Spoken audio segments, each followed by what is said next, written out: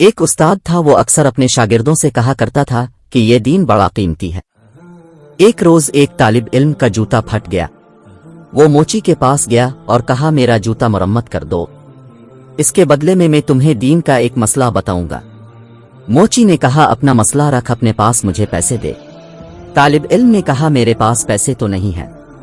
موچی کسی صورت میں نہ مانا اور بغیر پیسے کے جوتا مرمت نہ کیا۔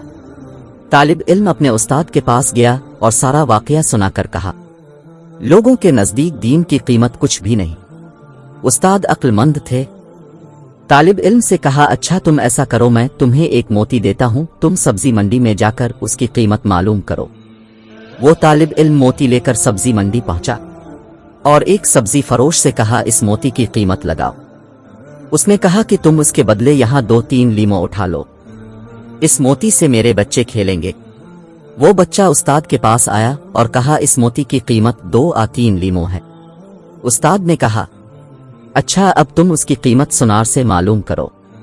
وہ گیا اور پہلے ہی دکان پر جب اس نے موتی دکھایا تو دکاندار حیران رہ گیا۔ اس نے کہا، اگر تم میری پوری دکان بھی لے لو تو بھی اس موتی کی قیمت پوری نہ ہوگی۔ طالب علم نے اپنے استاد کے پاس آ کر ماجرا سنایا۔